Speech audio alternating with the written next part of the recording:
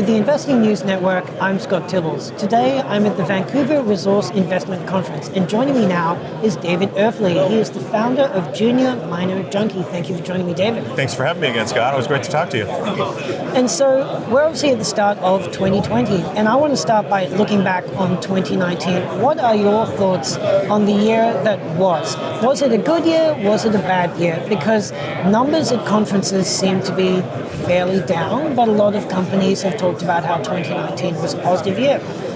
What's your take?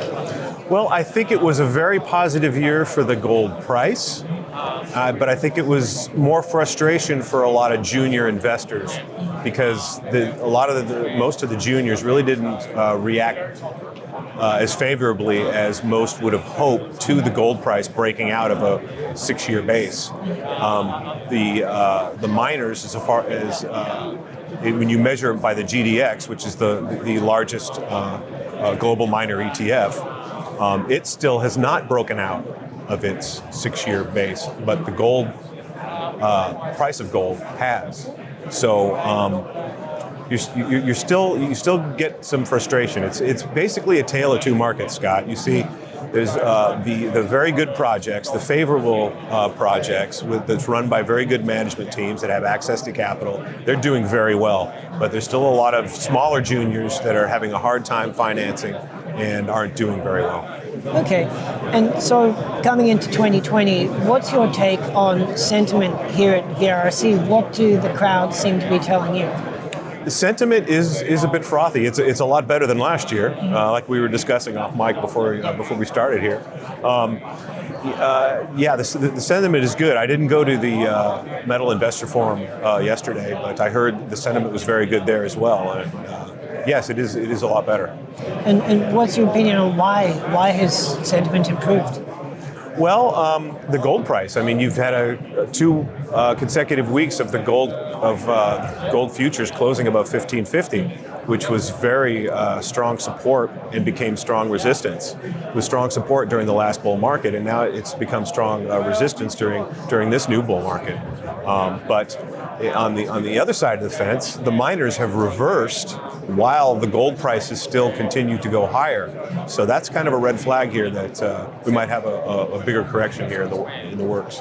Okay, and looking at companies, so we've asked you for top picks in the past. I'd just like to start out by asking, in 2019, when it was a bit of a frustrating year, what were the companies that treated you the best? There was two companies that treated me the best. One was the Atlantic Gold takeout.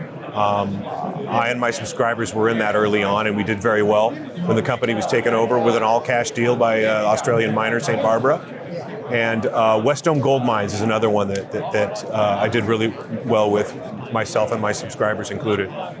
Okay, and what about 2020? What are your top picks for investors in 2020? Well, we were discussing this off mic, and I could give you my top pick in early stage exploration subsector, the developer explorer subsector, and then the small cap growth oriented producer subsector. I would say early stage right now, I'm really liking what Scotty Resources is doing up in the Golden Triangle.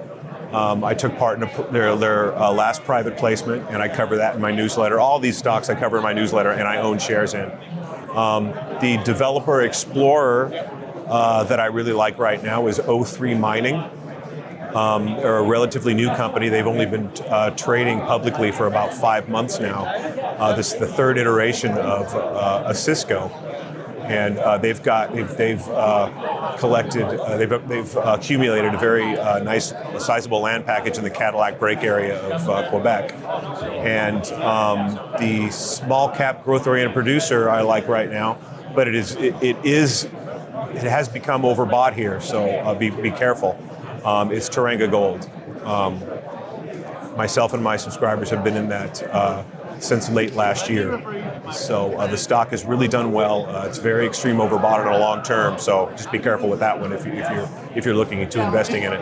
Okay, and so those are your top picks for 2020. What about what the news landscape's looking like? What are some events that you're watching out for in 2020? I suppose what I'm asking is, market volatility, is the fact that it's an election year changing anything for you? I mean, of course, we're in Canada, but the United States, such an important role to play. What are your thoughts on that? Well, it's interesting that you mentioned that. It's the loss of faith in government that I think is coming over to the United States. I mean, it's been happening in the Eurozone for quite a while now, and with the bipolarization in the United States of basically Trump supporters and everybody else, basically you've got two camps, and those two sides are growing more and more apart. And with this impeachment process, I think the loss of faith in government is going to drive the gold price this year a lot more than a weak dollar, because I don't think this weak dollar is going to last very long, because most of the world's debt is denominated in U.S. dollars. So I don't expect the dollar to crash anytime soon. I think this is just a correction, and I think it will start going higher. So it's going to be interesting to see how the gold price reacts to that. Okay, and staying with the election for a bit, does the fact that it is an election change anything about how you operate as an investor? Is there anything new you need to keep an eye on? Well, I think the stock market continuing to make all-time highs. We've had an incredible 11-year run now. So I'm expecting a correction. So depending on how that correction plays out, if it's going to be a panic type correction, then gold stocks will get caught up into that. So, but if it's going to be just a natural, slower progressing correction, then I think the gold stocks would benefit from that. You'd see safe haven capital coming into gold stocks again, which is a reason why I think they're weak right now, is because risk on in the marketplace continues to take these equity markets a lot higher. But if you look at the bullish sentiment in equities and a lot of these indicators, they're at bullishness we haven't seen in quite a while. So they're due for a correction very soon. It's going to be interesting to see how it plays out and how that correction affects the gold stocks. Okay, and specifically, so last question, but specifically looking at the U.S., I've been putting this question to a lot of miners and pundits in the space. But do you think that on balance, do you think that Donald Trump has been good for the mining industry around the world?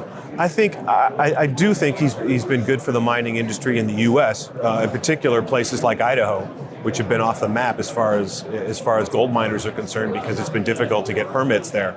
So you see juniors coming in and taking over mining projects that global miners abandoned quite some time ago. So I think the mining industry has benefited from the Donald Trump presidency.